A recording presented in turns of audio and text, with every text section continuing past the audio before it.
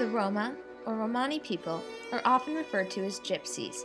This name came about because the people thought that they originally came from Egypt. The Romani people actually originated in northern India. They left there sometime in the 10th or 11th century, and then moved into Europe. From there, they spread throughout Europe and now are found in many countries throughout the world, including the United States and Canada. Many people think that the term Roma means they've come from Romania, but the term comes from the Indian word Rom, meaning man. The Romani people have been persecuted for centuries.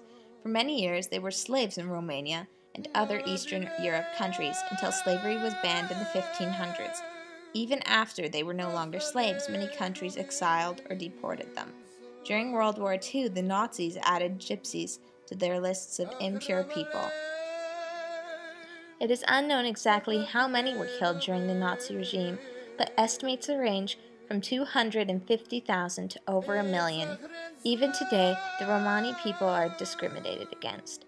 There's no firm number of how many Romani people there are in the world, but in 2007, the Council of Europe estimated that there were approximately 9,855,000 Roma in Europe. In spite of being scattered throughout the world, the Romani people identify first as Romani and secondly as a member of another nation. In general, they are a rather close society with a deep nationalistic feeling. The Roma people have a distinct language called Romani. It's an Indo-Iranian language that is related to Sanskrit. There are several different dialects within the Romani language depending on location. The Romani language was an oral language, and only in the past few decades has anyone tried to write it. At the Fourth World Romani Congress in 1990, a standardized alphabet was introduced for the Romani language. The Roma people are sometimes called travelers. This is because they used to move from place to place in caravans.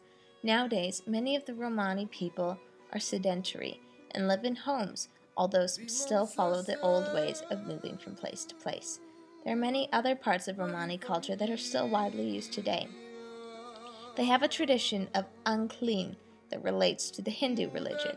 The lower part of the body is considered unclean, and clothes for the top part of the body must be washed separately and from those that are worn from the lower half. Menstruating women and women who have recently given birth are also considered unclean. Death is also considered impure and affects the whole family for a period of time. Virginity for young women is also considered extremely important. Romani people frequently marry at a very young age. The marriage is most often arranged by the parents. The music you hear playing in this movie is called Galem Galem. It is known as the Romani International Anthem.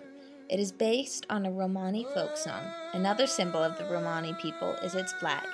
It is approved at the First World Romani Congress in 1971. The red chakra wheels recall their Indian origin and represents the movement of the Romani people. The blue represents the sky and spiritual values. The green represents the earth and growing. The flag and anthem are cherished symbols of the Romani nationalism.